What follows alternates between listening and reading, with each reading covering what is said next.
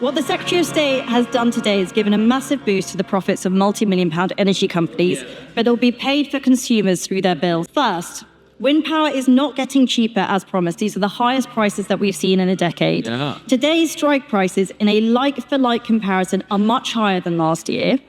If we use the Secretary of State's own figures on the worth of the contract extension that he put forward to 20 years, they are 24% more expensive than last year.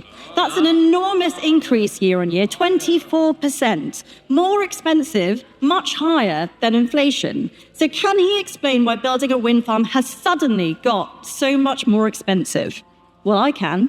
It's because the Secretary of State, by setting himself completely unrealistic targets, he advertised to multi-million-pound wind developers that he would be buying whatever they were selling, no matter the cost. Yeah. And this is how they repaid him. The most expensive prices for wind power that we've seen in a decade. Yeah. And he wants us to celebrate the fact that he bought a bumper round, the biggest in history, in his own words. If you take out the carbon tax that he's choosing to impose, the cost of a gas power plant running fully is much cheaper, roughly a third cheaper, than offshore wind.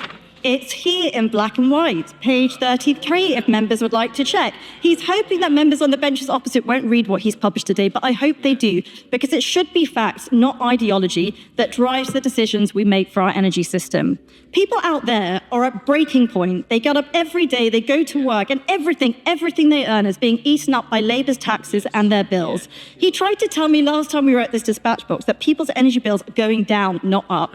Nobody out there believes him.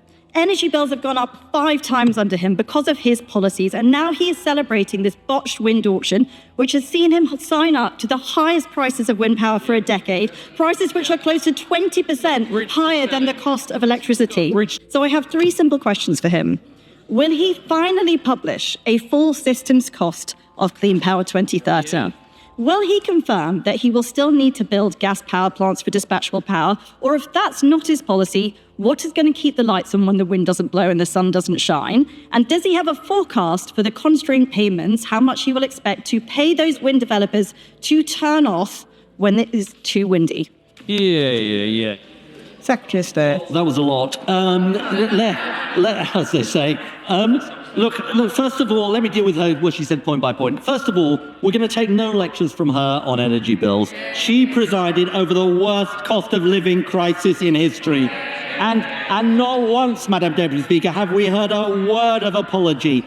And I'll tell her, if this government is taking £150 of costs off bills, and how are we doing it? Because we're raising taxes on the wealthy. And she opposes every one of the measures that we are taking.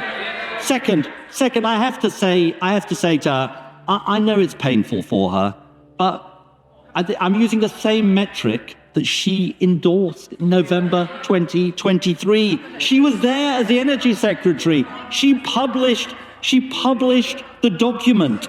And however much she tries to struggle or flail around, that is the fact. So they are the facts, I'm afraid. Madam Deputy Speaker, I'll end up by saying this. We're elected with a historic mandate to end their record of failure, and that's what we're doing. We're ending the sellout of our energy security. We're cutting bills. We're creating hundreds of thousands of clean energy jobs. We're protecting future generations. Let me sum it up. She failed. We're delivering.